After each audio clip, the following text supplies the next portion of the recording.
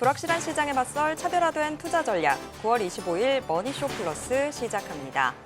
간밤 뉴욕 증시 파월 의장의 고평가 언급과 또 AI 거품론 영향이 계속되면서 3대 지수 모두 하락 마감했습니다. 오늘 국내 증시도 마찬가지인 분위기입니다.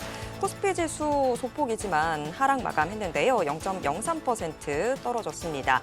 코스닥 시장 역시 하락세 보였는데 1% 가까이 밀리면서 852선에서 거래를 마쳤습니다. 전반적으로 증시 힘이 빠지고 있는 걸까요? 그렇지 않은 것 같습니다. 어저께 같은 경우도 미국 시장에서 나오는 얘기가 악재가 뭐야 그랬더니 소행성 충돌이 악재라고 얘기할 정도로 지금 호재만 만발한 상황인 것 같고요. 잠깐 이제 쉬는 과정 정도로 보는 게 맞을 것 같습니다. 네. 지금 보시고 계신 머니쇼는 SBS 비즈앱과 유튜브에서 실시간 시청이 가능합니다. 더 많은 국내 주식 정보 받아보실 분들은 카카오톡 채널 머니랩 추가해 주시기 바랍니다.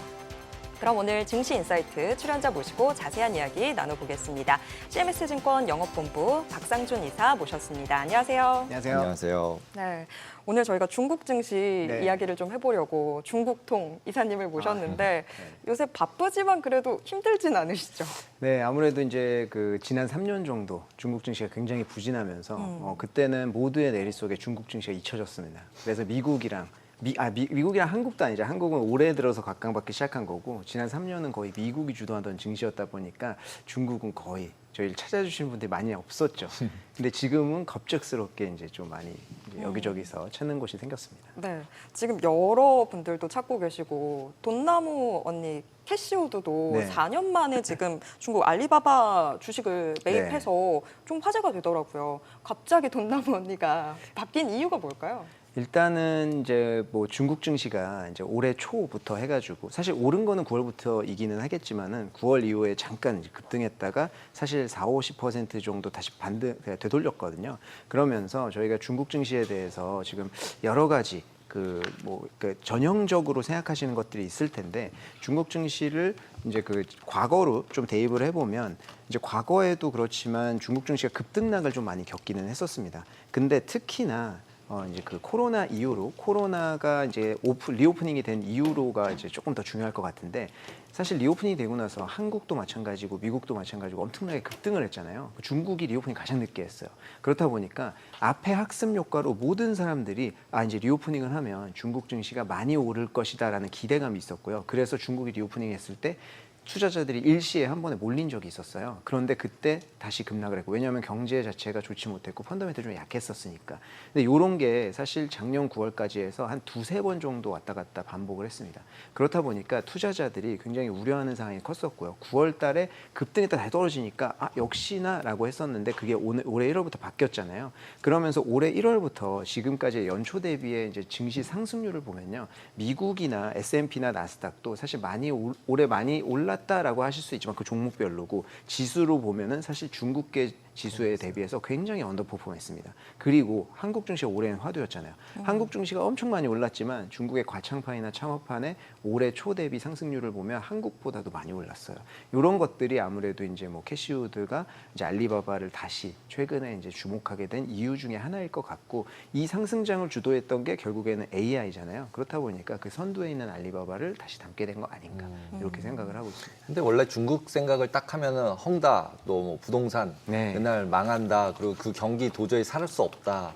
그다음에 뭐 아파트 비었다. 뭐 이런 얘기들을 맨날 하잖아요. 맞습니다. 그래서 이제 부동산 부분은 분명히 네거티브한 요인으로 작용을 하고 있을 텐데 결국 이제 글로벌하게 AI가 이제 핫하다 보니까 막 로봇 나와서 싸우고 축구도 하고 마라톤도 하고 이러면서 분위기가 좀 바뀐 다음에 Q&A라고 이제 알리바바가 결국 이제 모델을 내면서 그리고 중국에서는 이제 미국 LLM 모델을 아예 쓸 수 없는 거죠.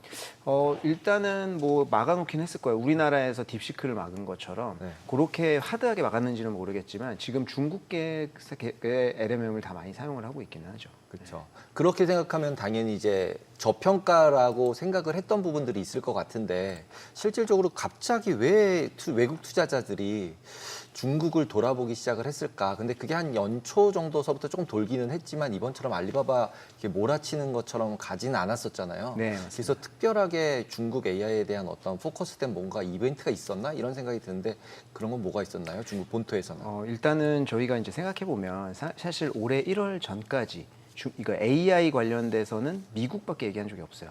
미국 외에 어떤 국가에서도 우리가 AI 뭘 하겠다 뭐 이렇게 본격적으로 얘기한 데가 없었고요. 특히 중국은 와, AI를 저렇게 안 해도 되나 할 정도로 거의 아무런 얘기가 없었습니다. 근데 이 딥시크가 나온 이후로 이게 갑자기 분위기가 확 전환된 건데, 일단은 딥시크의 출연 자체가 충격을 준 건 맞는데요. 그 이후에 더 중요했던 사건은 아무래도 시진핑 주석이 15개 기업을 모아놓고 했던 좌담회인 것 같아요.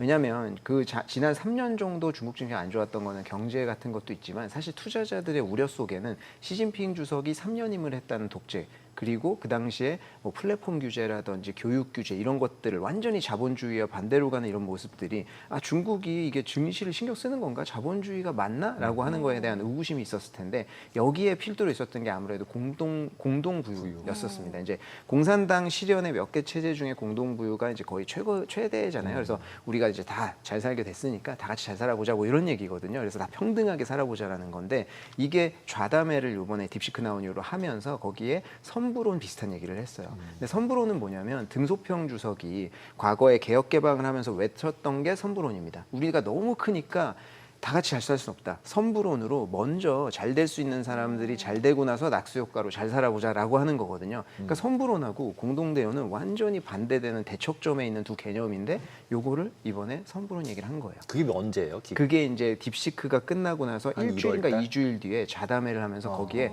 선부론이라고 하지 않고 선부 후 뭐 공동부유 뭐 이런 식으로 얘기를 했어요. 왜냐하면 본인의 체면이 있잖아요. 거기서 선부는 똑같이 얘기하면 그렇죠. 원줄이 반대 얘기하는 거니까, 그렇죠. 아, 그래도 내가 조금 물러서서 선부론 개념을 좀 살리고 그 다음에 잘 살아보자, 이런 얘기를 한 거예요. 그걸 알아채랐어야 되네. 맞습니다. 아. 그래서 이게 딱 나온 이후로 알리바바의 태도가 바뀌었어요. 알리바바가 지난 그 플랫폼 규제 정점에 있었던 게 딱 선도했던 게 알리바바였잖아요. 그래서 완전히 웅크려 있었거든요. 마윈도 두무분출해서 뭐 일본에서 왔다 갔다 하고, 이제 거기서는 아무런 정책도 내놓지 않았었는데, 알리바바가 그 자담회 이후에 바로 내놓은 게, 우리가 지난 10년 동안 안 한 투자 3년 동안 다 하겠다. 데이터 센터 짓겠다. 그리고 칩 개발하고 LMM 내고, 이제 그때부터 본격화된 거예요. 그러면서 중국 내에서 AI가 나오기 시작을 한 겁니다. 그래서 이제 중국이 지금은 AI 후발주자로 빠르게 캐치업을 하고 있는 상황이에요.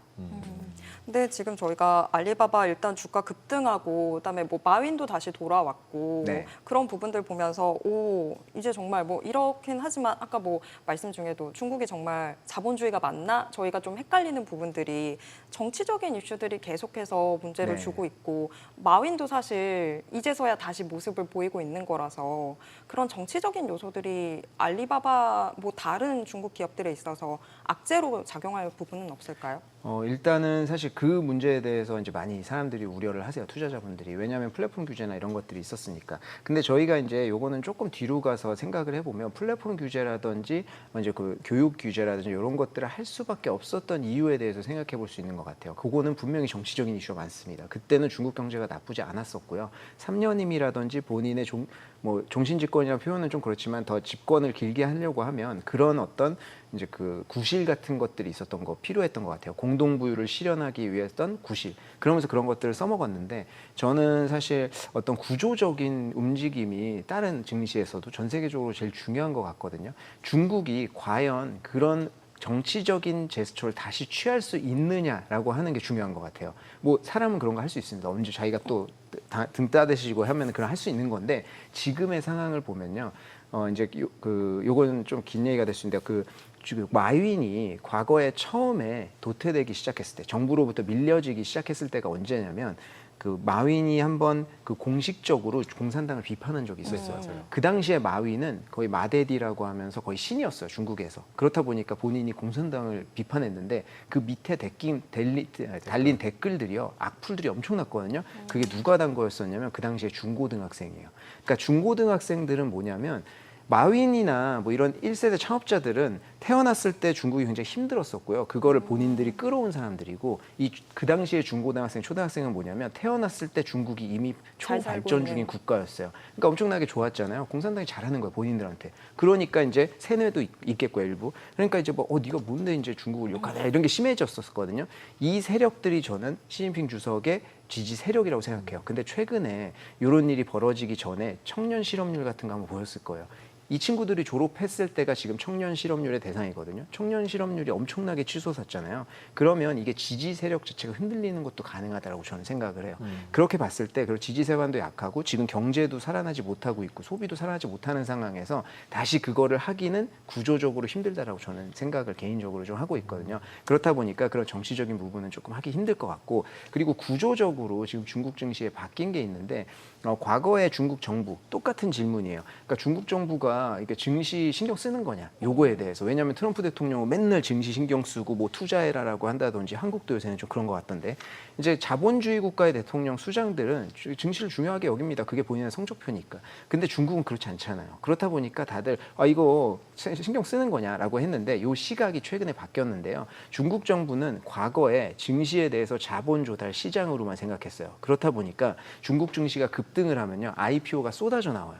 그렇게 해서 자금 조달을 시키려고 하는 거죠. 이 이유가 뭐냐면 과거에 그림자 정부, 뭐 지방 정부 부채, 지금 부동산 문제 이 끝에 다 귀결되는 게 부채 문제예요. 중국은 부채가 항상 이슈였었습니다. 그렇다 보니까 정부에서 기업들의 부채성 자금 조달을 좀 막으려고 했었고 자본성 자본지 조달을 많이 이제 독려했거든요. 그중에 가장 많이 사용된 게 IPO, 그 다음에 영구성 채권 발행입니다. 그래서 이 두 가지는 독려를 했는데 증시가 안 좋으면 IPO 아무리 독려해도 될 수가 없어요.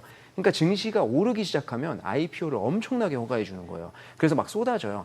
근데 그래서 망가진 거 아니었어요? 맞아요. 그래서 이게 수급이 흐려지는데 이 수급이 흐려지는 정도가 중국 본토는 더 심해요. 왜냐하면 이 다른 나라는 어느 나라도 상장할 때 PER을 제한 두지 않거든요. 그러니까 알리바바가 막 한국에 상장한다, 삼성전자 상장한다, 그럼 막 올라요 첫날 막 미국의 피그마 막 오르듯이.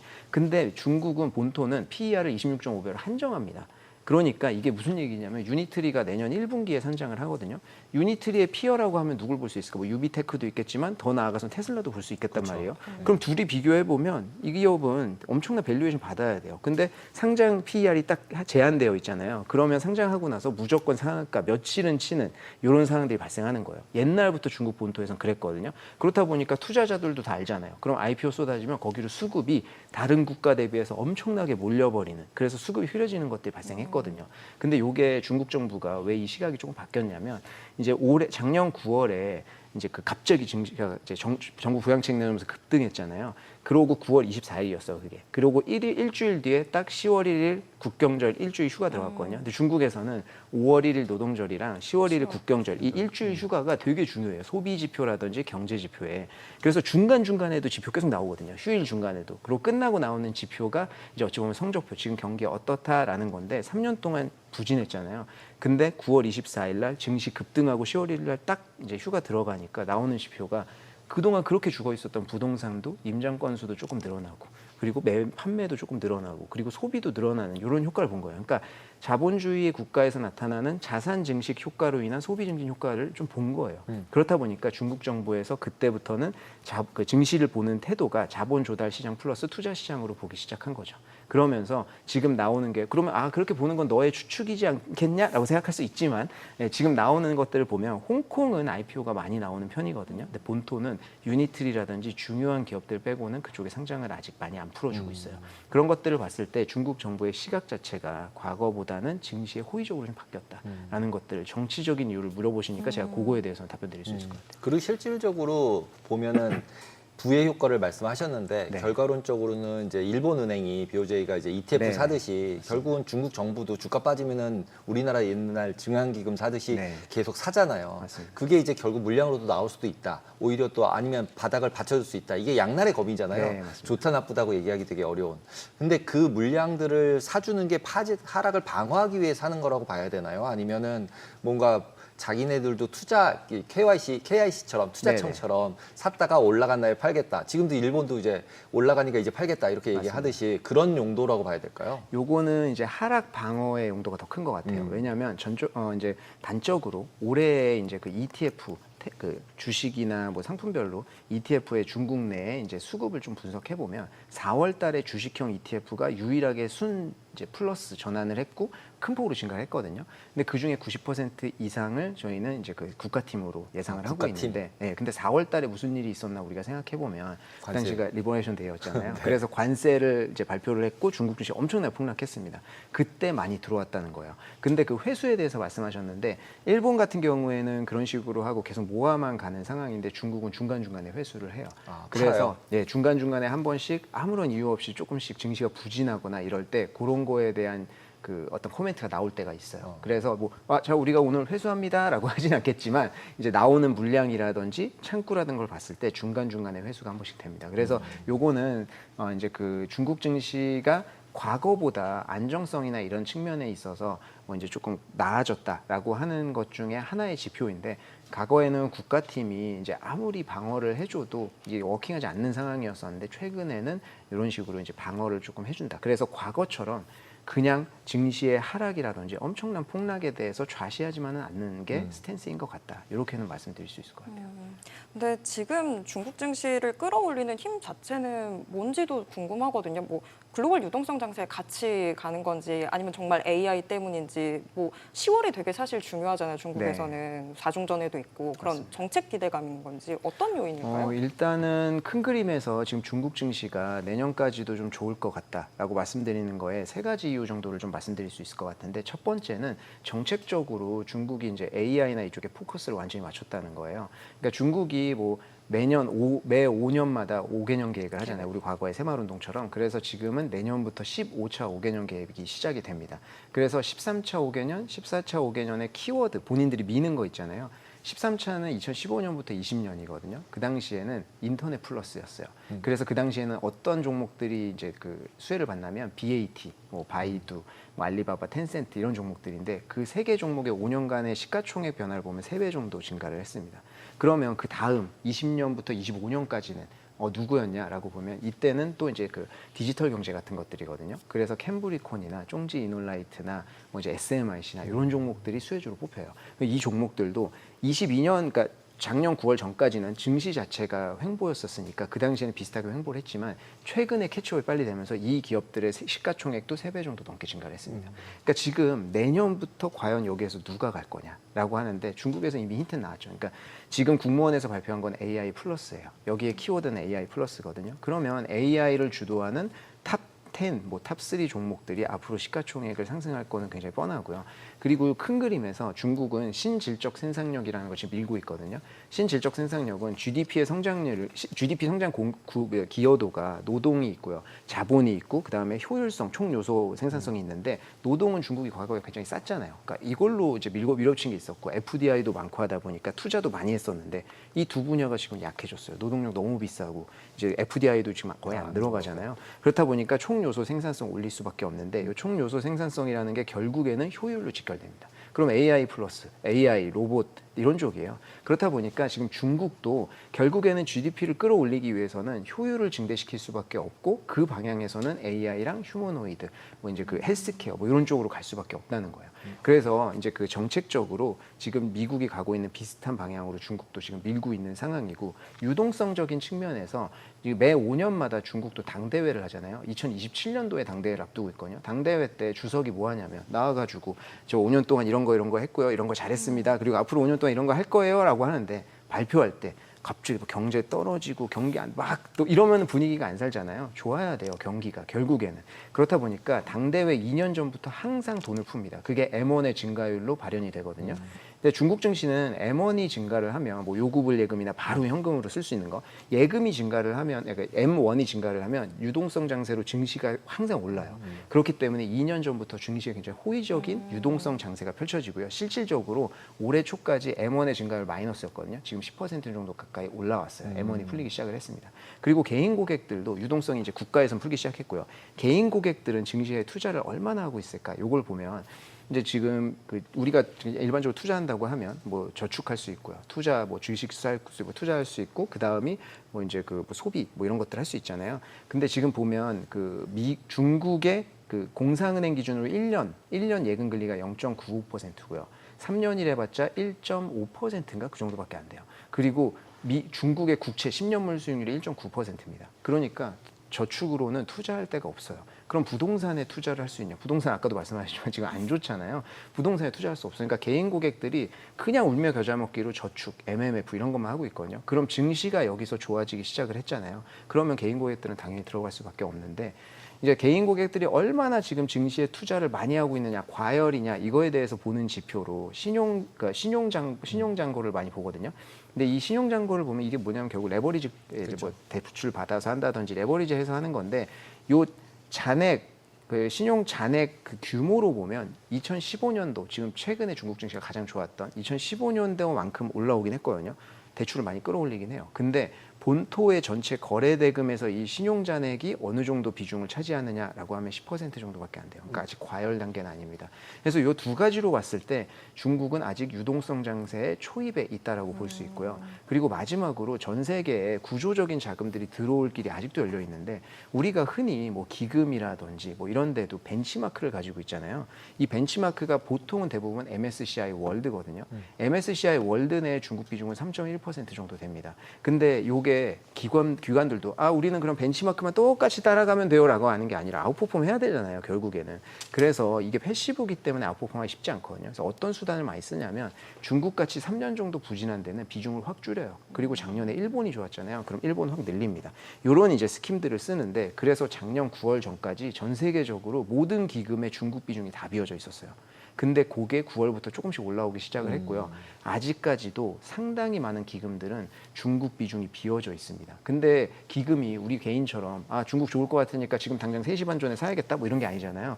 이분들은 뭐 평가하고 내부적으로 보고 올리고 선정하고 펀드 매니저도 선정하고 뭐 이런 데 시간 오래 걸려요. 그럼 이런 구조적 자금이 들어오려면 제가 봤을 때는 내년 1분기까지도 아직도 전 세계에서 중국으로 들어올 자금 규모가 크다라고 볼 수 있을 것 같아요. 보통 우리나라 개인들이 중국 관련해서 제일 잘 아는 게 HSCI 지수예요. 네네. 왜냐하면 ELS를 너무 열심히 하셔가지고 ELS 하다가 이제 중국 본토하는 걸로 해가지고 HSCI가 제일 많이 하는데 어떻게 보면 HSCI가 이제 난리치고 신문에 났을 때가 제일 저점이었고 그 다음서부터 무조건 오르잖아요. 네.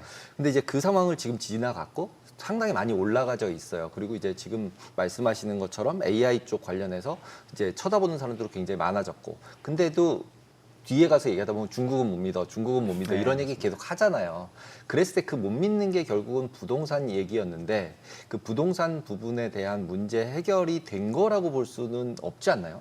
그렇죠. 사실은 부동산 문제를 해결됐나요? 라는 질문을 제일 많이 받죠. 그쵸. 근데 사실 뭐 부동산 문제라는 게 우리나라도 마찬가지지만 어떤 해결이라든지 굉장히 뭐 그 어떤 덥지도 않고 춥지도 않은 그런 단계 유지라는 건 상당히 어렵거든요. 근데 중국이야말로 부동산은 정말 과열이었기 때문에 그게 지금 꺾인 이후에 다시 올라갈 것이냐 아마 해결을 했느냐라고 묻는 거에서는 다시 올라갈 것이냐라고 묻는 우중이 제일 큰 것 같거든요. 근데 결론부터 말씀드리자면 중국 정부는 사실 지금의 스탠스를 그냥 유지하고 싶은 정도의 수준인 것 같아요. 여기서 더 부동산 시장을 활랑으로 올리려고 하는 건 아닌 것 같은데 이게 지금 일선 도시가 뭐 베이징, 상하이, 선전 뭐 이 정도 되잖아요. 이 일선 도시의 부동산 가격이 제일 높았고요. 최근에 일선 도시 부동산 가격이 올라오기 시작했거든요. 근데 7, 8월에 꺾였어요. 그 당시에 바로 중국에서 베이징이나 상하이의 규제를 완화하는 정책을 바로 내놨습니다. 그래서 뭐 베이징에는 뭐 오환 도시 안 해가지고 우리나라로 치면 강남 뭐 이런 데거든요. 그 안에가 이제 더 비싸요. 갈수록 핵심 도시니까. 근데 거기에도 구매 수량 제한 철폐라든지 이런 것들을 내줬는데요. 요게 그 부동산에 대해서 이미 파격적으로 내줄 수 있는 정책은 많이 풀어줬어요. 과거에 우리가 국적이 있잖아요. 중국은 국적이 있지만 지역별로 후커우라고 해서 호적 비슷한 게 있거든요. 근데 이게 뭐냐면 베이징에서 태어난 사람은 베이징 호적을 갖고 있고 이게 엄청난 프리미엄을 갖고 있어요. 왜냐하면 1, 2선 도시에 있는 사람들하고 3, 4, 5선 도시에 있는 사람들 저기 5선 도시에 엄청난 부자예요. 그래서 이게 나도 이제 그냥 북경 가가지고 집 좀 사야겠다. 못 사요. 왜냐하면 이 후코우가 없으면 그거를 살 수가 없습니다. 이민을 가야 되는 거네요. 거의 이민 수준이에요. 네. 그래서 어떤 일까지 있냐면 재밌는 게 북경 사는 여자분이랑 대학교에서 뭐 만날 거 아니에요. 저기 뭐 후베이 어디 뭐 해서 온 사람이랑 둘이 연애해서 결혼하잖아요. 이게 약간 우리가 미국인이랑 결혼해서 미국 이민 가는 느낌으로 영주권 따는 분위기. 그런 걸로 평가를 받았어요. 과거에. 그 과거에. 정도로 이게 굉장히 그 엄격한 제도였는데 그것까지 이제 풀어주기 시작을 했습니다. 그래서 중국 정부의 지금 나오는 태도나 이런 걸 보면 가격이 꺾이기 시작하면 구매 제한 정책이라든지 규제라든지 완화를 계속 해주지만 여기서 더 올리지는 못할 거예요. 근데 이게 증시에 미치는 영향 측면에서 보면 과거랑은 완전히 판이 달라졌죠. 왜냐하면 과거에는 이제 부동산 주식들이라든지 이런 게 이제 소비 업그레이드 2015년도 그때부터 해서는 주가 많이 오르면서 시가총액에 차지하는 비중 굉장히 컸어요. 근데 지금 이게 완전히 망가지면서 시가총액 내에서 차지하는 비중도 굉장히 적었고 뭐 헝다라든지 이런 기업들 심지어 상폐됐거든요. 그러니까 증시 자체에 부동산이 안 좋아진다라고 해서 이제 뭐 영향을 미치는 것들은 쉽지는 않고 안 좋아질 가능성 자체도 좀 적다. 왜냐하면 중국 정부에서 유지는 계속 노력하고 있으니까. 그러니까 요거는 사실 보면은 해결이 됐다라기보다는 이 상태로 유지하고 넘어가는 것 같아요. 그 두 번째 보통 이제 또 질문 던지는 게 결국 미중 갈등이잖아요. 관세 네, 저렇게 다 싸우다가 어떻게 될 거야. 네. 잘못해서 둘이 이제 진짜 싸우면 큰일 나는 거 아니냐. 그렇죠. 이렇게 생각을 하고 있는데 뭐 어떻게 보세요? 일단은 그 미국과 중국의 이제 패권 전쟁. 아까 제가 이제 구조적인 것들에 대해서 저는 이제 좀 중요하다라고 생각을 하는 편인데 미국하고 중국의 패권 전쟁은 이제부터 시작이 이미 된 지 오래됐고요. 앞으로도 계속 이어질 것이다라고 보고 있습니다. 두 국가는 이제 사실 과거처럼 화해하거나 이렇다기보다는 절충하는 상황에서 계속 가면서 경쟁을 계속할 것 같고요. 뭐 잔적으로 볼 수 있는 예가 반도체 섹터라고 볼 수 있는데 바이든 정권에서부터 뭐 ASML에 뭐 수출해주지 마라 하면서 계속 반도체 규제를 했잖아요. 그 당시에도 지금도 중국은 똑같은 이야기하고 있어요. 자꾸 이러면 우리 자립할 수밖에 없다. 근데 그때는 규제하고 우리 자립한다라고 하면 주가 무너지고 지금은 규제하고 우리 자립한다 하고 하면 주가 올라가거든요. 그러니까 지금 시장의 평가는 중국이 자립을 어느 정도 할 수 있구나라는 평가 단계에 왔다라고 볼 수 있고요. 그렇기 때문에 이 미국과 중국의 패권 경쟁은 앞으로 계속된다는 전제를 깔고 우리는 투자하는 게 맞는 것 같아요. 그래서 이 불락 경제로 가는 상황에서 서로 수혜를 볼 수 있는 뭐 단적인 예로 희토류 같은 경우가 될 수 있을 텐데요. 희토류는 지금 너무나 중요해요. 미국 입장에서도 희토류가 연간 10,000톤 정도는 필요한데 전혀 지금 1,000톤 정도 될 거예요. MP 머터리얼즈에서. 그러니까 본인들이 확충을 많이 해야 되는 상황이거든요. 이쪽으로 돈이 들어갈 수밖에 없어요. 중국도 마찬가지. 그러니까 서로 부딪히지 않는 상황에서 수혜를 받을 종목들은 우리 찾아서 투자하는 게 맞는 것 같고 중국은 지금 그러기에는 저평가되어 있는 종목들이 많아서 환경이 너무 좋다. 이렇게 말씀드릴 수 있을 것 같습니다. 근데 지금 뭐 아까 지나가듯이 이야기를 하셔서 뭐 시총 10위권에 있는 기업들 앞으로 더 커질 수도 있다라고 이야기를 하셨을 때 중국 증시를 아직 제가 잘 몰라서 알리바바 정도밖에 잘 모르거든요. 네. 알리바바 이후에 좀 주목하고 계신 게 있다면 어떤 게 있을까요? 요새는 사실 이제 반도체 주식이 제일 좋아요. 근데 이제 캠브리콘 같은 경우에 아마 이제 시청자분들께서도 많이 들어보셨을 텐데 이게 중국 그 정부에서 정책적으로 미는 섹터에서 주도주가 항상 있어요. 과거에 5년 전에는 CATL이었었고 지금은 캠브리콘이거든요. 근데 캠브리콘은 과학 창업판이라고 해서 개인 고객들이 투자할 수 없는 시장에 상장이 되어 있습니다.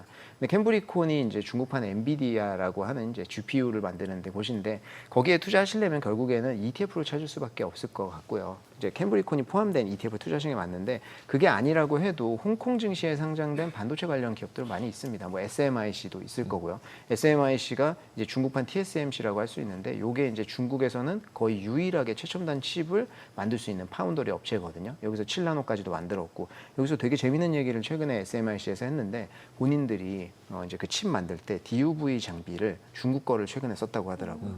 그러니까 EUV까지는 아직 안 되는 거는 맞는데 DUV까지도 중국의 장비 업체들의 수준이 올라온 것 같아요. 그래서 근데 아까 이제 종목 말씀하셨는데 알리바바나 이런 거 물론 투자하면 됩니다. 알리바바가 AI 쪽에서 주도하고 있는 거 맞으니까. 근데 중국의 지금 주도주 캠브리콘만 해도 생소하신 분들이 많이 계실 거거든요.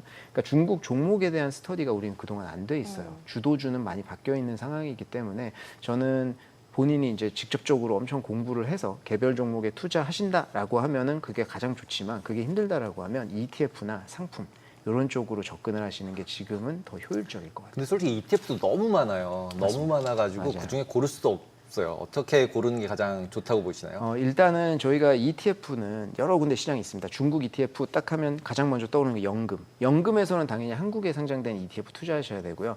한국에 상장된 ETF도 요새는 지수 ETF 말고도 뭐 타임폴리오나 이런 데 나오는 액티브형 그런 ETF들도 많습니다. 테마형도 많고요. 그래서 그런 거를 연금에서는 선택하시는 게 맞고요. 근데 그냥 투자 계좌에서 하신다라고 하면 한국 ETF는 지금 그런 문제가 좀 있어요. 그러니까 ETF가 한국 시장이 너무 많아지다 보니까 몇 년 전까지만 해도 한국에 상장된 ETF 200개대였거든요. 지금 1,000개예요.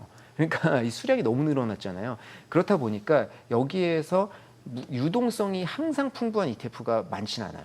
그래서 몇백만 원만 돼도 유동성 밀리는 경우들이 생기고요. 미국에 상장되어 있는 중국 ETF로 한다. 시차도 있고 여기는 그만큼 스타일이 다양하진 않아요. 그리고 홍콩에 상장된 ETF가 중국이니까 홍콩이 많을 것 같지만 홍콩에 상장된 ETF도 유동성은 좀 적은 편이고요. 그래서 중국 본토에 있는 ETF를 저는 선택하라고 말씀드리고 싶은데 요거에 대해서 아마 많이 모르실 거예요. 왜냐하면 저희가 지금 중국 본토의 주식 사잖아요. 요게 자세히 뜯어 들어가 보면 홍콩 거래소를 통해서 중국에 있는 일부 주식을 사는 겁니다. 근데 ETF는 투자 대상이 아니었거든요. 근데 이게 2022년 7월부터 ETF가 투자 대상에 포함되기 시작을 했어요.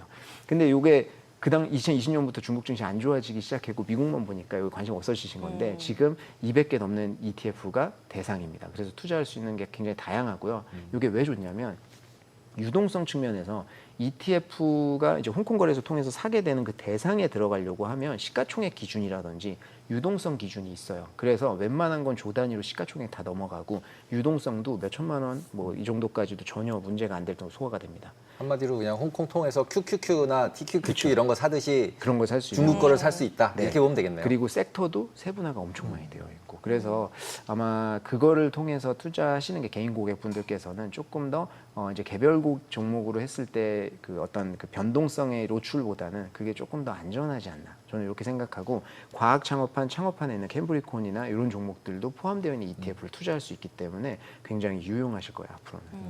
네. 아, 중국 증시 공부 더 열심히 해야 될 것 같습니다. 오늘 말씀 여기까지 듣겠습니다. 고맙습니다. 네, 감사합니다.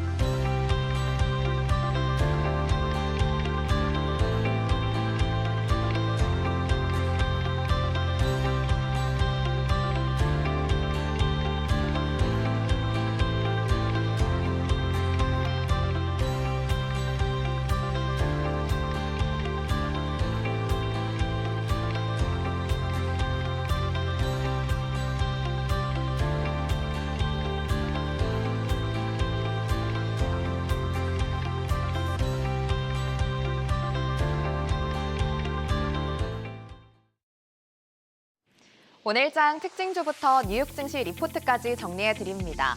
먼저 오늘 우리 증시에서 가장 주목받은 섹터 혹은 테마부터 정리해 볼 텐데요. 크리스 라이트 미국 에너지부 장관이 미국이 추진 중인 알래스카 액화 천연가스, 즉 LNG 송유관 건설 사업에 한국 기업과 참여 여부를 협의 중이라고 밝혔습니다. 알래스카를 남북으로 관통하는 807마일 구간에 파이프라인을 설치하고 액화터미널 같은 인프라를 건설해야 하는 이 사업은 초기 추산 자본이 약 450억 달러에 달하는데요. 특히 이 프로젝트는 향후 12개월 내로 착공돼야 한다면서 사업의 구체적인 추진 일정까지 제시됐습니다. 이 같은 소식에 오늘 관련주들이 올랐는데 먼저 KBI 동양철관이 오늘 6.59% 오르면서 2,670원에 마감했고요. 하이스틸이 2.51% 오르면서 4,295원, EM코리아가 오늘 8%대 강세 보였고 이램과 넥스틸이 각각 2%대 오름세 보이면서 관련주들이 강세로 장을 마감했습니다. 간밤 뉴욕 증시에서는 리튬 아메리카 주가가 98% 가까이 급등했습니다. 트럼프 행정부가 최대 10%의 지분 확보를 추진하면서 투심이 쏠린 건데요. 이에 따라 시그마 리튬 코퍼레이션, 알버말 같은 다른 리튬주들도 강세를 보였고 국내 증시에도 그 훈풍이 불어들었습니다. 특히 하이드로 리튬은 미국 네바다 리튬 리소시스에 리튬 화합물에서 리튬을 추출하는 특허 기술을 제공하기로 했다는 소식이 전해지면서 오늘 7%대 오른 2,535원에 마감했고요. 포스코 엠텍이 3%대 강세로 14,340원, 포스코 퓨처엠도 오늘 5%대 강세 보였고 LG 에너지솔루션과 에코프로가 각각 3%대 오름세 보이면서 관련주들이 상승 마감했습니다. 이어서 뉴욕 증시 종목에 대한 투자 의견 정리해드리겠습니다. 오늘은 최근에 실적을 발표한 반도체 풍향계 마이크론부터 스테이블 코인 USDC 발행사 서클 인터넷 그룹, 그리고 미국 최대 가상화폐 거래소 코인베이스 글로벌까지 세 가지 종목 살펴보겠습니다. 첫 번째 종목은 마이크론입니다. 현재 주가는 161달러 선이고요. 증권사 평균 목표 주가는 163달러 선으로 제시됐습니다. 3분기 매출은 113억 2천만 달러, 영업이익은 39억 6천만 달러로 전분기 대비 59%나 증가하면서 컨센서스를 크게 웃돌았습니다.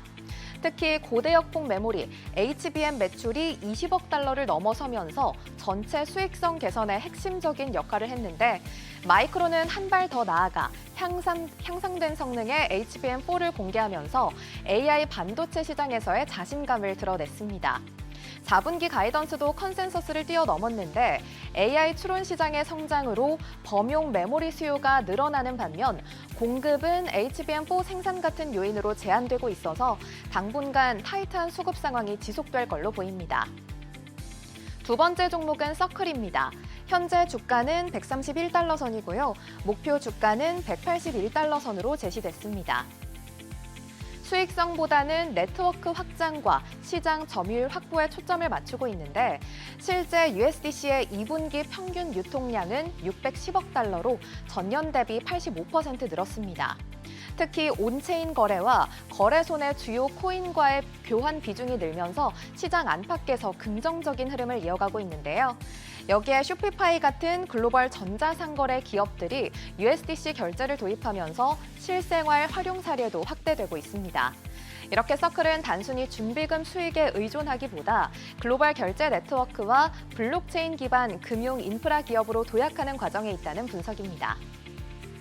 세 번째 종목은 코인베이스입니다.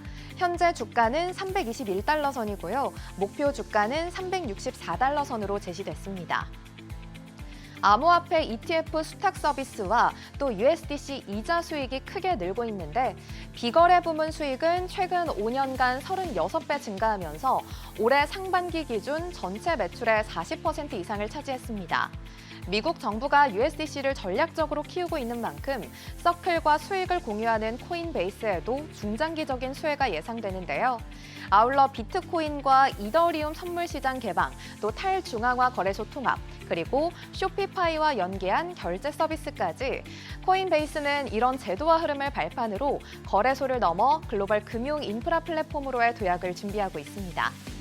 오늘은 이렇게 세 가지 종목에 대한 국내 증권사들의 분석 살펴봤습니다. 오늘 밤 뉴욕 증시 투자 전략 세우는데 참고해 보시기 바랍니다. 지금까지 종목 리포트였습니다.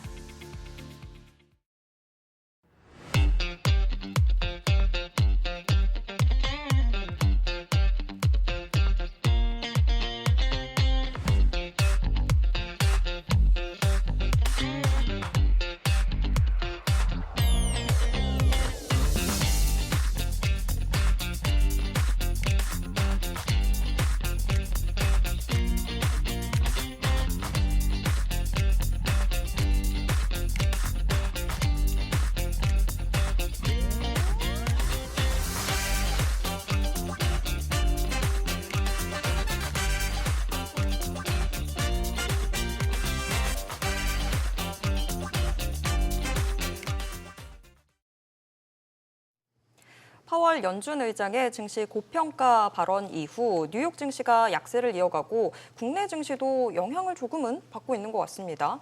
네, 어저께 같은 경우는 이제 AI 관련 주식들도 특히 대형주 위주로 해서 조정을 좀 받았죠.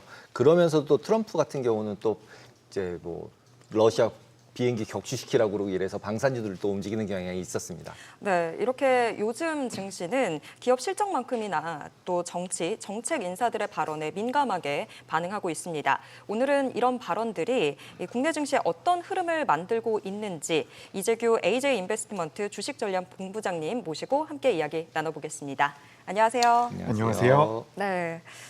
뭐 오프닝에서도 이야기를 했지만 파월 의장의 이 증시 고평가 발언 이후에 그래서인지 아니면 뭔가 까마귀 날자 배 떨어지는 것처럼 증시가 뉴욕 증시 이틀 연속 조정을 받았는데 뭔가 고평가 논란이 본격 조정 장세로 이어지는 그런 흐름인 걸까요? 네, 일단 뉴욕 증시 같은 경우는 그동안 굉장히 많이 올라왔기 때문에 사실 조정을 받을 만한 빌미를 좀 기다린 게 아닌가라고 생각이 됩니다. 그래서 뭐 전체적으로 이제 시장 자체가 과열된 부분은 맞다라고 보여지거든요.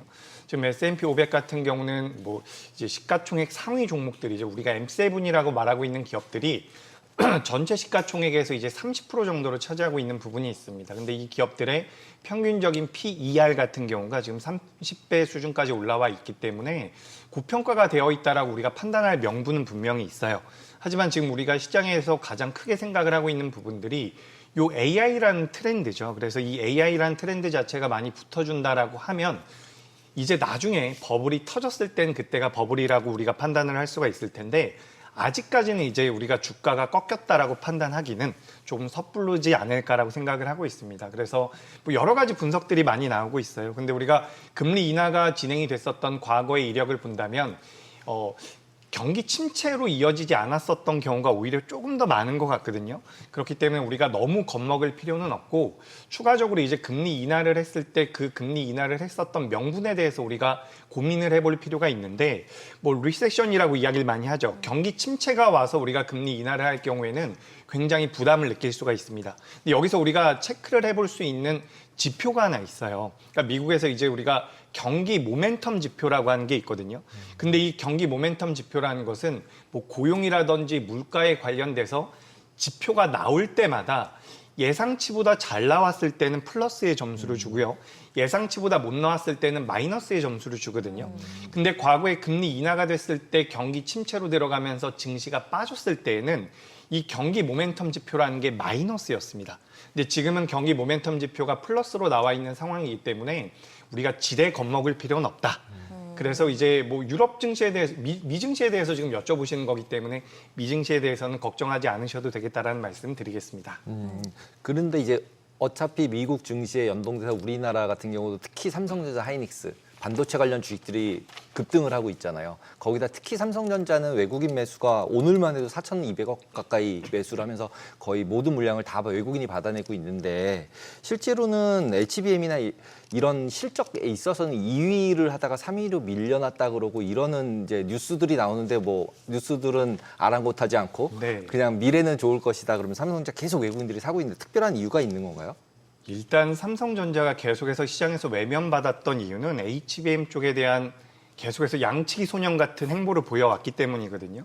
근데 지금 HBM 쪽에 대해서 퀄 테스트가 통과가 되고 양산이 될 수 있다는 기대감이 일단 많이 붙고 있는 것 같습니다. 근데 지금 삼성전자가 본격적으로 돌아서기 시작을 한 것은 우리가 테슬라 쪽을 통한 파운드리 쪽에서의 수주가 나왔다라는 부분입니다. 그러니까 삼성전자가 HBM만 하고 있는 게 아니죠. 근데 HBM 쪽에 대한 모멘텀이 붙어준다라는 것도 긍정적으로 작용을 하고 있고요. 추가적으로 이제 파운드리 쪽 같은 경우도 3분기 기준으로 봤을 때는 적자 규모가 1조 정도 줄어들 것이다라는 예상이 나오고 있거든요. 그래서 그런 부분들을 고려해 본다면 HBM 쪽에서 마이크론의 2위의 자리를 내준 게 좀 아쉽기는 하지만 주가가 이제 올라갈 만한 명분은 충분히 있다라고 저는 생각을 하고 있고요. 최근에 이제 삼성전자가 좀 더 탄력적으로 움직이고 있는 가장 큰 명분은 D램과 낸드 쪽에 대한 모멘텀입니다. 그러니까 우리가 AI 데이터 센터가 만들어지면서 AI라는 트렌드가 발전을 하면서 HBM만 필요할 것이다라고 이야기가 많이 되어 왔었는데 정확히 말씀드리면 그건 아닙니다. 그러니까 HBM만 필요할 것이다라고 생각을 해왔던 건 아닌데 최근 들어서는 이제 HBM뿐만 아니라 낸드라든지 그리고 D램 쪽에 대한 수요가 늘어날 것이다라는 분석들이 나오면서 그에 따른 수혜가 저는 많이 부여되고 있다라고 보여지거든요. 그러니까 HBM 쪽, 파운드리 쪽 전반적으로 개선이 되고 있고 D램과 낸드 쪽 같은 경우도 수요가 올라오고 있다는 거죠. 그렇기 때문에 사실 작년과 올해 같은 경우는 계속해서 HBM 쪽에 대한 이야기들, 그 모멘텀들이 만들어지면서 기업 같은 경우도 HBM에다가 투자를 했기 때문에 D램이라든지 낸드 같은 경우 쇼티지가 나올 가능성이 굉장히 높다라는 분석이 나오고 있습니다. 그렇다라고 한다면 지금 삼성전자, 글로벌 시장에서 SSD 쪽에 대한 낸드 쪽에 대한 점유율이 압도적인 1위 기업이고요. SK하이닉스 같은 경우도 SSD 쪽에 대한 매출 캐파 자체가 많이 나오고 있는 상황이기 때문에 사실 최근에는 엔비디아보다 삼성전자와 SK하이닉스의 주가 흐름이 훨씬 더 좋습니다. 그러니까 메모리 반도체 쪽으로 우리가 좀 집중을 해본다라고 하면 우리나라 삼성전자와 SK하이닉스가 주가가 이렇게 견조하게 나오는 것은 저는 맞다라고 보고 있고 다만 조금 우려가 되고 있는 부분이 뭐냐면 지금 오히려 장비주들이나 그 삼성전자와 SK하이닉스 아랫단에 있는 기업들이 과연 삼성전자와 SK하이닉스가 공장을 증설하거나 장비를 추가적으로 발주할 만한 여력이 있을까? 저는 그 부분이 좀 걱정이 되긴 하거든요. 그러니까 삼성전자와 SK하이닉스가 제가 알기로는 삼성전자 같은 경우도 2분기 기준으로 부채가 20조가 넘어가고 있는 상황이고요. SK하이닉스도 제가 파악하기로는 6조 정도가 이제 부채로 잡혀 있는 상황이거든요. 그렇다라고 한다면 장비 발주가 저는 둔화될 가능성도 어느 정도 염두를 해야 된다라고 보고 있기 때문에 최근에 단기적으로 많이 올라왔었던 장비주들은 조정의 가능성이 저는 어느 정도 있다라고 보고 있습니다. 다만 최근 들어서 SK하이닉스에 대한 좋은 내용도 많이 나오고 있지만 삼성전자가 많이 올라오고 있는 것은 사실 삼성전자에 대한 외국인들의 지분율이 아직까지 많이 채워지지 않았다라는 부분이거든요. 삼성전자라는 기업 같은 경우는 대한민국을 대표하는 기업이기 때문에 외국인들이 대한민국을 매수한다라는 관점에서 봤을 때는 삼성전자를 매수하겠죠. 삼성전자에 대한 외국인들의 지분율이 57%에서 58%까지 올라왔었던 게 불과 얼마 안 됐습니다. 작년에 우리나라 삼성전자가 작년에 88,000원까지 올라갔을 때 외국인들의 지분율이 57% 정도까지 올라왔거든요. 근데 현재는 외국인들의 삼성전자에 대한 지분율이 52% 내외인 걸로 알고 있습니다. 그렇다라고 한다면 외국인들이 대한민국을 매수한다라는 관점에서 봤을 때는 삼성전자는 외국인들이 매수해서 들어올 가능성이 전 남아있다라고 보는 거죠. 그래서 지금 여러 가지 혼재되어 있다라고 판단이 되는데 저는 개인적으로 삼성전자 같은 경우는 상승 여력이 있다라고 판단을 하고 있습니다. 그래서 우리가 지금 미국 시장에서의 영향력을 받아서 우리나라 기업들도 변동성이 나오고 있지만 삼성전자와 SK하이닉스 같은 경우는 독보적인 기술력을 가지고 있는 분야이기 때문에 전 지금도 좀 안정적인 모습은 추가적으로 이어질 가능성이 높고 사실 제가 오늘 아침에 굉장히 우려했었던 부분은 환율에 대한 부분이거든요. 갑자기 1,405원까지 올라오면서 환율적인 부분에서 부담이 된다면 외국인들이 삼성전자에 매수를 하지 않을까, 매수를 하지 않지 않을까. 그러니까 매수 안 할 거라고 좀 우려를 했었거든요. 근데 장중에 환율이 다시 한번 좀 빠져줬고 아까 전에 말씀하신 것처럼 삼성전자에 대한 외국인들의 순매수가 4천억이 넘게 잡혔습니다. 이렇다라고 한다면 오히려 제가 우려했었던 것은 기우였구나. 이렇게 좀 생각을 할 수 있을 것 같아서 전 일단 삼성전자나 SK하이닉스 같은 이 메모리 반도체 쪽에 대한 모멘텀들을 받아가는 기업은 뭐 추세적으로도 우상향이 좀 더 나올 수 있지 않을까라는 의견 드리겠습니다. 삼성전자는 저도 뭐 좋은 얘기하고 싶은데 저희 앞서서 중국 AI 이야기도 좀 많이 해봤었는데 중국의 그런 발전들이 혹시 삼성전자에 해가 된다거나 뭐 마이너스 요인은 없을까요? 그렇죠. 뭐 마이너스 될 수도 있겠죠. 근데 우리가 가만 생각을 해보자고요. 지금 전 세계적으로 HBM과 DRAM과 낸드 쪽에서 가장 큰 캐파를 가지고 있는 것은 우리나라 기업들입니다. 여기서 이제 중국이 성장을 한다라고 한다면 우리나라 기업들이 그 점유율, 파이를 뺏겨야 되는데 그 많은 파이를 가지고 있는 나라가 미국이죠. 미국이 중국을 많이 도와줄까라고 생각을 한다면 저는 그렇지 않을 가능성이 높다라고 보여지거든요. 전반적으로 지금 글로벌 정세 자체가 미국이 중국을 견제함으로써 여러 가지 내용들이 파생이 되고 있습니다. 관세도 마찬가지고요. 조선 같은 경우도 가만 살펴보시면 전 세계에서 조선 쪽에 대한 캐파를 가장 많이 가지고 있는 나라는 중국입니다. 하지만 중국을 견제함으로써 우리나라 기업들이 고부가 가치 선박, 기술력을 요하고 있는 선박 쪽에 대한 점유율을 높여가는 부분으로 인해서 우리나라 조선주들이 많이 부각이 된 것처럼 결국에는 반도체 쪽 같은 경우도 미국이 중국을 규제한다라는 그런 전제가 있다면 저는 삼성전자와 SK하이닉스는 문제가 없지 않을까 이렇게 좀 생각을 하고 있고 한 가지 이제 제가 걱정이 되는 것은 가끔씩 제가 이제 삼성전자와 SK하이닉스에 대해서 투자자분들의 의견을 들어보면 마이크론보다 너무 저평가가 되어 있다라는 말씀을 많이들 하시거든요. 마이크론 같은 경우는 PER 기준으로 20배 정도까지도 밸류를 받고 있고 근데 우리나라 기업들 같은 경우는 상대적으로 밸류를 덜 받고 있는데 요거는 사실 몇 년 전부터 수년 전부터 계속해서 그렇게 이어져 왔었던 부분이 있거든요. 그렇기 때문에 우리나라 기업들이 마이크론보다 저평가되어 있다라고 해서 무조건 올라간다라는 관점은 대한민국 기업과 미국 기업이라는 이런 차이점 때문에 좁혀지지 않는 간극이 그동안에도 좀 있었다라는 말씀을 드리고 싶어요. 물론 이번 이 AI라는 트렌드 내에서 우리나라 기업들이 그 간극을 많이 좁혔으면 좋겠지만 이런 부분도 있다라는 말씀 드리겠습니다. 그리고 이제 미국 시장 같은 경우 보면은 데이터 센터 관련돼 있는 중소형주들이 굉장히 많이 움직이고 있고 그런 와중에서 결국 데이터 센터는 전력이 필요하다고 얘기하면서 원전 얘기를 계속하고 있고 우리나라 같은 경우는 그래서 이제 원전 관련해서 기술을 가지고 있다 보니까 체코에서 수주한 부분들도 있고 그래서 원전이 계속 갈 수 있다고 얘기를 하는데 최근에는 한참 쉬었잖아요. 네. 그래서 조방원으로 되게 유행을 하다가 그럼 지금은 다시 좀 돌아볼 때가 된 건가요?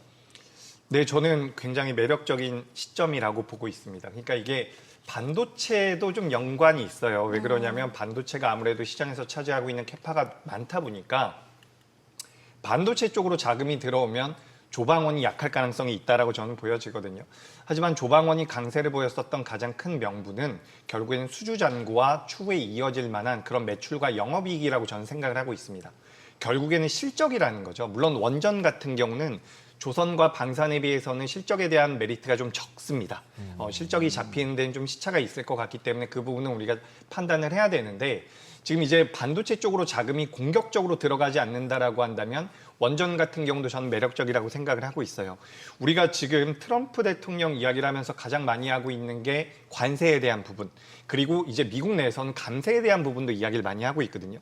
근데 트럼프 대통령 같은 경우도 대통령이 됐기 때문에 무언가 투자를 해야 됩니다. 근데 이 투자라는 것이 결국에는 어디로 지금 투자를 진행을 하고 있냐면 에너지, LNG 쪽에 대한 에너지 안보 쪽으로 투자가 되고 있는 부분이 있고요. 추가적으로 AI 쪽에 대해 투자를 하고 있죠. 근데 이게 전반적으로 무엇과 관련이 있느냐? 결국에는 에너지원과 관련이 되어 있거든요.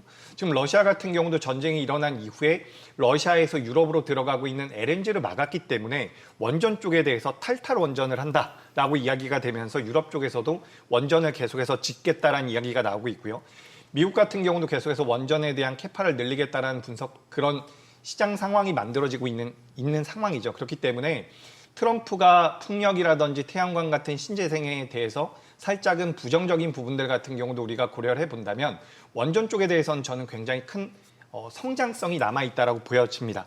근데 우리가 얼마 전에 이제 웨스팅하우스와 이런 독소 조항이 있었다라는 내용들이 나오면서 원전 관련주들이 당시 조정을 한번 받았죠. 근데 우리가 냉정히 생각해 볼 부분 같은 경우는 웨스팅하우스 같은 경우는 원천 기술을 가지고 있습니다. 원천 기술을 가지고 있는데 짓지를 못한다라는 거죠. 그 지을 수 있는 기술력을 가지고 있는 게 우리나라 기업들이기 때문에 저는 미국에서 그렇게 진행이 된다라고 하더라도 웨스팅하우스가 우리나라가 이제 수주를 받을 수 있는 지역이 제한되고 있거든요. 근데 그 지역에 대해서 웨스팅하우스가 수주를 따낸다라고 하면 결국에는 재하청 개념으로 우리나라 기업들이 수혜를 받을 가능성이 높다라고 보여집니다. 지금 우리가 AI 데이터 센터, 지금 화면에도 나오고 있지만 AI 데이터 센터의 가장 큰 포인트는 뭐냐면 24시간 돌아가고 있다는 부분입니다. 24시간 돌아가기 위해서는 신재생 에너지라는 그 간헐적이라는 단점을 가지고 있는 신재생 에너지 가지고서는 한계가 있다라고 볼 수가 있기 때문에 원전 쪽 같은 경우 저는 조정이 나올 때는 긍정적으로 좀 이제 한번 생각해 보시는 것도 어떨까라는 말씀드리겠습니다. 원전 뭐 새로 짓는 이슈도 있겠지만 지금 오늘 고리원전 2호기 계속 사용 여부에 대해서 심사 진행 중인 걸로 알고 있는데 뭔가 이런 이슈로도 원전주들 좀 영향받을 수 있지 않을까요? 네, 일단 수명이 연장된다라는 것은 원전의 필요성이 있다라고 인정을 하는 거죠. 그렇기 때문에 수명이 연장되는 것도 원전 쪽에 대해서는 저는 긍정적이라고 보고 있고요. 만약에 수명을 연장하는 것에 대해서 비용이 너무 많이 들어서 해체를 해야 된다라고 한다면 그 또한 우리나라 기업들 중에서 원전 해체에 대한 수혜를 받을 수 있는 기업들이 있습니다. 그렇기 때문에 지금 전 세계 글로벌 시장에서 본다면 사실 원전 해체를 앞두고 있는 원전, 그 대형 원전이 많이 있거든요. 그래서 우리가 지금 두산 에너빌리티를 필두로 해서 원전 관련주들의 주가 흐름이 최근에 그렇게 좋지는 못했는데 또 반대로 원전 해체에 관련되어 있는 기업들은 주가 흐름이 좋았거든요. 그렇기 때문에 우리가 원전도 이렇게 좀 뭉뚱그려서 모두 다 올라간다라는 관점보다는 원전에서 어떤 기술력을 가지고 있는지를 좀 체크를 해서 공략을 해보신다면 전 하반기에 원전이 상반기처럼은 못 가겠죠. 상반기 때 너무 좋았기 때문에. 그리고 냉정하게 좀 말씀드려보자면 10월 달에 우리가 연휴도 굉장히 많고요. 10월 달, 11월 달 되면 이제 증권사에서도 약간 이제 문을 닫으려고 하거든요. 그렇기 때문에 거래 대금이 많이 줄어든다라고 한다면 연말까지 생각보다 시장의 변동성이 덜할 수 있습니다. 그렇다라고 하면 원전주들이 올라온다라고 하더라도 상반기만큼은 못 올라올 겁니다. 단 종합 주가 지수 대비해서는 좋은 결과물을 낼 수 있다라고 저는 보고 있기 때문에 전 원전 쪽 긍정적. 다만 우리나라에서 정책적으로 계속해서 배쳐가고 있는 부분들은 이제 원전 쪽에 대해서 투자를 하시는 분들 입장에서는 체크가 필요하다라는 말씀 드리겠습니다. 이제 방산주 같은 경우 어저께 저희 출연자분께서 히토류 때문에 방산주가 되게 위험할 수 있다라는 좀 아이디어를 주셨어요.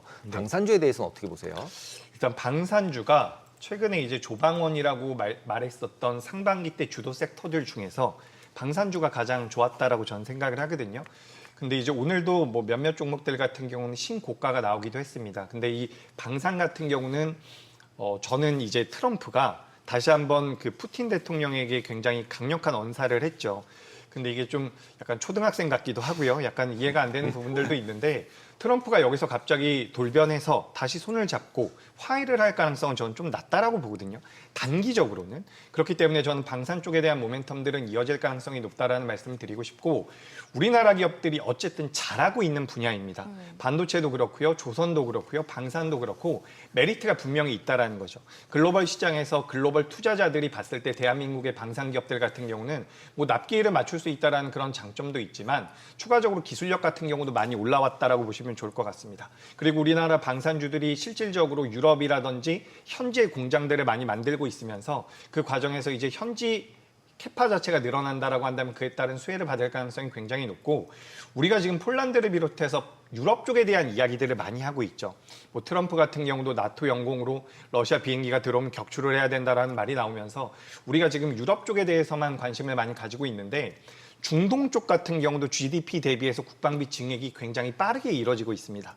그런 부분들을 고려해 본다면 우리나라 기업들이 중동 쪽에 대한 수주가 나온다라는 내용들이 나와준다면 전 추가적인 상승의 가능성이 높고, 제가 아까 전에 반도체 말씀드릴 때 우리나라 삼성전자와 SK하이닉스가 자금이 없을 수도 있다라는 말씀 드렸는데, 유럽 같은 경우도 방산 쪽에 대해서 자금을 집행할 수 있을지 여부는 우리가 좀 체크는 해봐야 될 것 같아요. 그러니까 유럽 쪽에서도 지금 우리나라 방산 쪽에 큰 손이 될 것이다, 고객이 될 것이다라는 이야기가 있는데, 최근에 뭐 프랑스 같은 경우도 굉장히 나라 자체가 안 좋죠, 상황이. 그렇기 때문에 유럽에서도 우리나라 무기들을 구매할 수 있을지 여력이 있는지 여부는 계속해서 좀 체크가 필요하지 않을까. 구매를 정상적으로 할 수 있다면 저는 우리나라 방산주 같은 경우도 매력적일 수 있다라는 말씀 드리겠습니다. 요거 마지막으로 짧게 좀 여쭤볼게요. 오늘도 보면 코스닥 시장만 훨씬 더 못 가고 계속해서 좀 코스닥만 좀 혼자 더 소외되는 느낌 나고 있는 그런 상황인데, 지금 시장에서 투자자분들 어떤 식으로 좀 대처 방법 가지시면 좋을까요? 네, 제가 너무 미워 보이실 수도 있지만 사실 우리가 지금 7월 달, 8월 달만 하더라도 삼성전자가 7만 원 가느냐, 8만 원 가느냐 이런 이야기들을 많이 했거든요. 근데 굉장히 단기적으로 저는 많이 올라왔기 때문에 어떻게 보면 직전 한 달 동안 나왔었던 우리 시장의 그런 강세가 다시 한번 나온다라는 말씀을 드리기가 좀 어려울 것 같아요. 그래서 당시에 매매를 하지 않으셨다라고 한다면 지금부터는 저는 오히려 좀 차분하게 보실 필요가 있다라는 말씀을 드리고 싶고, 어제 오늘 같은 경우는 코스닥 시장에서 제약바이오 종목군들의 낙폭이 굉장히 크게 나왔거든요. 근데 이 제약바이오 종목들의 공통점이 뭐냐면 대부분 바이오 테크 기업들이나 그동안 많이 올라왔었던 기업들입니다. 근데 우리가 10월 달에도 금리 인하가 될 것이고 12월 달에도 금리 인하가 된다라고 한다면 요 바이오 테크 기업들이 아니라 그동안 시장에서 상대적으로 소외가 됐었던 CDMO라든지 바이오 시밀러, 뭐 셀트리온이라든지 삼성 바이오로직스 같은 경우는 하반기에 저는 상승의 모멘텀이 만들어질 수 있다라고 보고 있기 때문에 저는 바이오 쪽 같은 경우 긍정적으로 보실 필요가 있다라는 말씀을 드리고 싶고, 2차 전지 같은 경우는 오늘 전반적으로 주가 흐름이 괜찮았거든요. 그래서 지금 이제 하반기를 본다면 안정적인 흐름은 당연히 코스피이겠지만 코스닥의 성장주들 같은 경우도 금리 인하라는 기조에 들어간다라고 한다면 전 지금부터 모아가는 것은 나쁘지 않다. 그래서 우리가 지난 한 달 동안 코스피가 정말 많이 올랐는데 그게 놓쳐서 아쉽지만 지금부터 만약에 포트를 구성하신다라고 한다면 전 코스닥 같은 경우도 매력적일 수 있다라는 말씀 드리겠습니다. 네, 오늘 말씀 여기까지 듣도록 하겠습니다. 고맙습니다.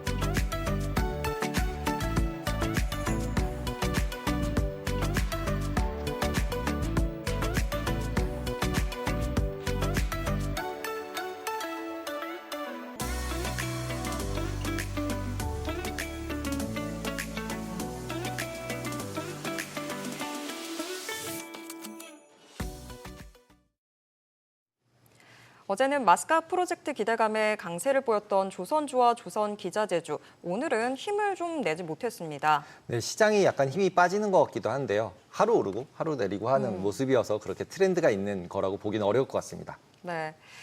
그런데 이럴 때일수록 우리는 모멘텀이 풍부한 업종을 찾아서 투자 전략을 세워야 할 것 같은데요. SK증권 한승환 연구원 모시고 조선주에 대한 모멘텀 짚어보도록 하겠습니다. 안녕하세요. 네, 안녕하세요. 네.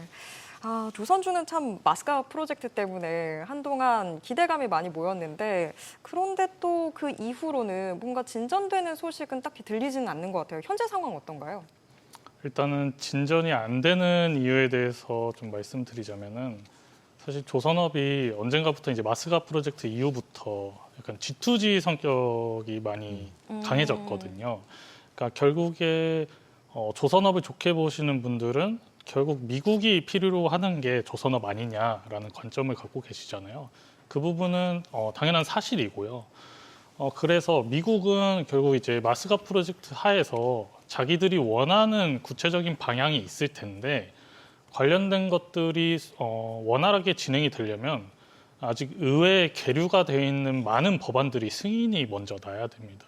예를 들면은 미국 선박법인 이제 Ships for America Act 같은 법안이라든지 지금 시장에서 조선주에 많은 기대를 걸고 있는 미국 함정 관련된 해외 조선소에서도 미국 함정 건조라든지 선체 블록이 제작이 가능해지게끔 만드는 법안인 미 해군 준비 태세 보장법 같은 법안들이 일단 승인이 나야 관련된 예산을 짜게 될 거고 구체적으로 미국이 이제 저희 정부와 조선업계 TF팀한테 좀 가시화된 구체적인 요구 사항들을 요청을 할 겁니다.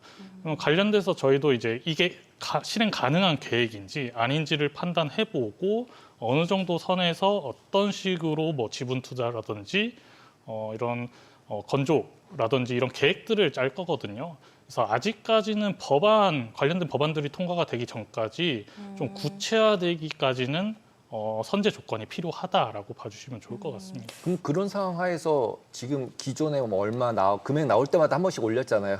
주가가. 그렇게 해서 올라갔는데 지금에 와서 되돌이켜 보니 아무것도 결정된 게 없다. 이렇게 말씀하시는 것처럼 들리는데 실제로 그런 상황이라면 또 거기다가 지금 이제 보통 트럼프가 지금 얘기하는 걸로는 기술도 전부 다 내놓고 이제 기술자들 와서 가르쳐주고 너네들은 집에 가고 미국인들이 배 만들 거고 그다음에 이제 도크 같은 경우도 실제로 미국 본토에다 지어야 되고 이런 부분들까지 되면 우리나라는 오히려 길게 보면은 경쟁력이 없어질 수 있다라고 얘기하시는 분들도 많아서 장기 투자하기는 되게 어려운 거 아닌가? 그리고 이미 한번 가서 투주 다 받아서 돈 땡길 거 다 계산해서 밸류에이션 땡겨서 고점 다 본 거 아닌가? 뭐 이런 생각도 들거든요.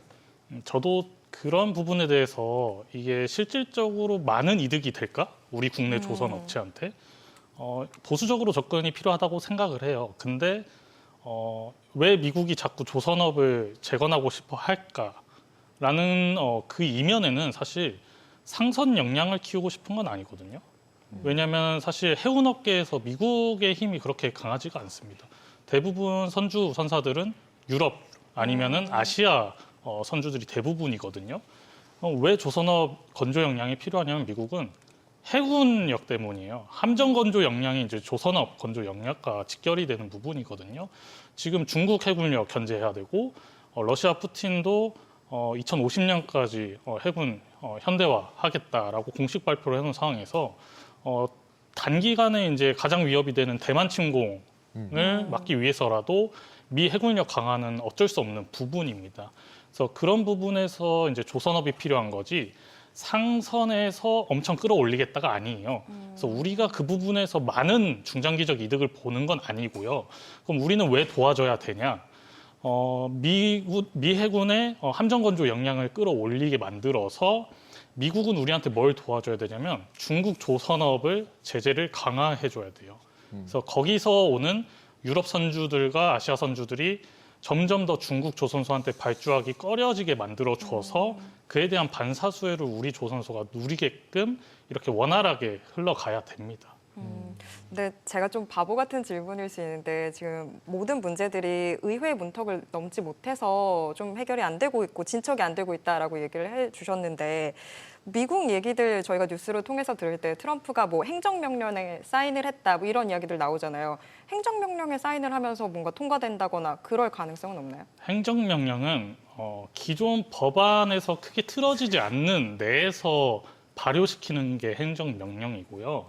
기존에 걸려있는 되게 제한되는 법안들이 있잖아요. 예를 들어 뭐 상선 건조가 해외에서 불가능한 존스 액트라든지 뭐 미 함정이 해외 조선소에서 건조가 불가능한 반스톨레프슨 수정법이라든지 이런 거는 행정명령 발효로 안 되거든요. 그러니까 정확히 그 법안을 폐지를 시키든지 아니면 그 법안에 정확히 대치되는 법안을 발의를 해서 하원과 상원의 승인을 다 받아내야 그런 기존 법안들을 상쇄시키면서 가능해지는 구조거든요. 그래서 행정명령만으로는 사실 한계가 있습니다. 특히 이제 요즘 들어서 성공적인 마스크 프로젝트 위해서 이제 무슨 보세 가공 제도를 뭐 손을 봐야 되고 적용 범위를 바꿔줘야 되고 이런 얘기를 하는데 이런 게 되는 게 마스크랑 또 연결이 어떻게 되는 거예요? 결국에 이제 대형 조선소는 사실 크게 리스크가 없거든요. 왜냐하면 워낙 도크도 많이 있고 협력 관계인 중소형 조선소들도 많이 있기 때문에 필요시에 그 해당 조선소 야들을 빌려 쓸 수도 있는 MOU를 다 체결을 해놨습니다. 근데 문제는 뭐냐면 중소형 조선소예요. 예를 들어 뭐 최근에 뭐 종목단에서는 핫해진 뭐 HJ 중공업이라든지 SK 오션플랜트 같은 MRO 수주 가능성 때문에 주가가 날아가고 있는데 그들의 문제는 도크가 많지가 않아요. 그래서 미 해군 함정 MRO를 수주를 한다고 하더라도 여유 있는 도크 부지가 많이 없습니다.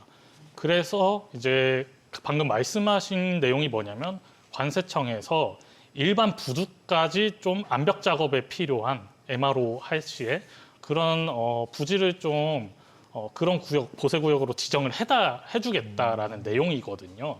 근데 이것도 너무 낙관적으로 바라볼 필요는 없는 게 미 해군 함정 MRO니까 결국 안보와 보안이 중요시 될 거거든요. 그거를 일반 부두에서 그냥 아무렇지 않게 허락을 해줄 리는 없을 겁니다. 그래서 그러한 보안과 안보 이슈가 먼저 해결이 되어야 그런 우리의 부두, 일반 부두를 여러 섬까지 이제 좀 MRO 수주하는 그런 규모를 늘릴 수 있는 가능성이 생긴다라고 봐주시면 좋을 것 같아요. 일단은 뭔가 법안이 의회를 통과하고 이런 것들이 가장 중요해 보이는데 지금 가장 선두에 있는 게 쉽스법이잖아요. 의회에서 통과될 가능성 어느 정도로 보세요? 개인적으로는 매우 높다고 생각을 하고요. 이유는 이게 미국 현지 시간으로 4월 30일에 민주당 상원 하원하고 그 공화당 상원 하원이 공동 발의를 한 거거든요. 그러니까 이 말은 즉슨 미국 내에서도 여야가 갈리지 않는 초당적인 법안입니다. 그러니까 미국 내에서 모두가 원하고 있다는 뜻이고요. 그리고 아까도 말씀드렸다시피 결국에 이면에는 해군 함정 건조 역량을 끌어올리는 게 최종 목적이잖아요. 그 측면에서 사실 이거는 미국 이 가장 필요로 하는 법안이기 때문에 조선업 건조 역량을 끌어올리기 위해서라도 이 법안이 승인될 가능성은 굉장히 높다라고 생각을 하고 있습니다. 최근에 그리고 조선사에서 가장 중요한 게 수주인데 조선사들이 이제 컨테이너 수주를 땄다라는 게 또 뉴스로 나오더라고요. 근데 이제 이런 것들이 얼마 정도 수주고 그게 주가에 어느 정도 영향을 미쳤는지 한번 짚어주세요. 이게 뭐 건 바이 건으로 수주가 나올 때마다 뭐 주가에 어느 정도의 영향을 미쳤는지는 뭐 발라낼 수는 없지만 정확하게 이거를 이제 흔히 말하는 국내 조선 3사 현대와 한화 그리고 삼성으로 나눠서 말씀드리자면은 올해 YTD로 현재까지 현대 같은 경우는 총 56척의 컨테이너선을 수주를 했고요. 이게 금액으로는 뭐 약 79억 달러 정도 수준입니다. 그리고 하나오션 같은 경우는 12척 정도의 컨테이너선을 수주를 했고 규모면으로는 한 30억 달러 수준이고요. 그리고 마지막으로 삼성중공업 같은 경우는 아직 2척밖에 한 4억 달러 규모의 2척밖에 컨테이너선을 수주를 못했지만 최근 외신 보도에 따르면 대만선사인 에버그린이 14,000 TU급 LNG DF 컨테이너선을 7척을 삼성중공업 한테 발주 낼 예정이다라고 보도가 나왔거든요. 그래서 그것까지 수주하면은 국내 조선 3사 다 올해 컨테이너 수선 수주는 굉장히 양호하다라고 봐주시면 좋을 것 같아요. 근데 지금 일본 선사들도 국내 조선사들에 있어서 새로운 호재가 될 수 있다 이 얘기가 있더라고요. 이건 어떤 내용이에요? 일본에는 이제 LNG 운반선 선대를 운영하고 있는 대표적인 선사가 3개가 있는데 이게 MOL 그리고 NYK 그리고 K라인이 있습니다. 이 중에서 MOL이 최근에 이제 발표를 했고 앞으로 향후 5년에서 10년 사이에 자기네 LNG 캐리어 선대를 최대 150척까지 더 늘리겠다라고 발표를 했거든요. 근데 이게 0척에서 150척으로 늘리는 게 아니라 기존의 선대를 이미 107척 정도를 가지고 있고요. 이미 발주낸 수주 잔고에 27척 정도가 있습니다. 이 말은 즉슨 신조 발주로는 LNG 운반선을 16척 정도 더 낼 거다라는 얘기고 그리고 NYK 같은 경우는 15척 그리고 K라인의 경우는 35척의 신조 발주가 더 필요하거든요. 그러니까 일본 총 3사 합쳐서 한 66척 정도의 LNG 캐리어 신조 발주가 필요한데 아마 아시겠지만 LNG 캐리어를 일본 조선사들이 안 만든 지가 꽤 됐습니다. 2019년도 이후에 단 한 척도 인도해 본 적도 없고 수주를 해본 적도 없거든요. 이 말은 즉슨 해당 물량 또한 국내 조선 3사가 수주할 가능성이 매우 높다라고 봐주시면 좋을 것 같아요. 보통 이렇게 LNG선 같은 경우는 그래도 되게 핫했던 것 같아요. 알래스카 얘기 나올 때도 맨날 나오고 뭐 그다음에 쉐빙선도 나오고 이러면서 되게 여러 가지 배 종류 중에 LNG선이 왠지 되게 중요해 보이는데 각 3사 아까 말씀하신 3사가 전부 다 LNG선을 다 하는 건가요? 정확히 말씀드리자면 대형 조선사 중에 현대는 HD 현대중공업이 연 인도 캐파가 LNG 캐리어 척수가 보통 한 15척 정도가 되고요.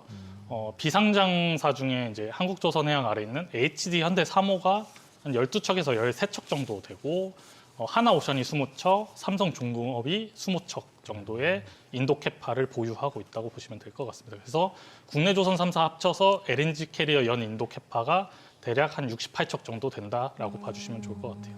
글로벌하게는 그러면 이게 몇 척 정도가 팔리는 거예요? 시장 자체로만 보면은? 뭐 글로벌리 사실 지금 현재 시점에서 LNG 캐리어를 건조할 수 있는 우리밖에 없는 거 국가가 아니었나요? 한국하고 중국이 유일하거든요. 근데 중국의 연 최대 인도 캐파가 지금은 한 20척 정도입니다.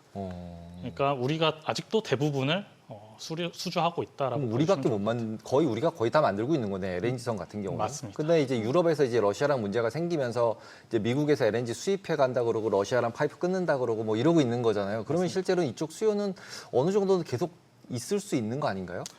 안 그래도 최근에 저번 주에 유럽연합에서 집행위원회에서 이제 19번째 대러시아 제재안을 발표를 했거든요. 그 내용 중에 하나가 뭐 있냐면 러시아산 LNG를 전면 원래 수입 중단하겠다고 이전에 발표를 미리 해놨었는데 그거 시점을 28년도 1월 1일부터로 원래는 기존에 해놨었는데 이거를 1년 앞당긴 27년 1월 1일부터 하기로 발표를 했습니다. 이 말은 즉슨 시장에 필요한 LNG 운반선 발주가 더 빨리 나와줄 수 있는 요인이거든요. 왜냐하면은 유럽연합은 보통 러시아로부터 LNG를 많이 수입을 해왔다가 점진적으로 줄여왔는데 아직도 전면 중단은 아니거든요.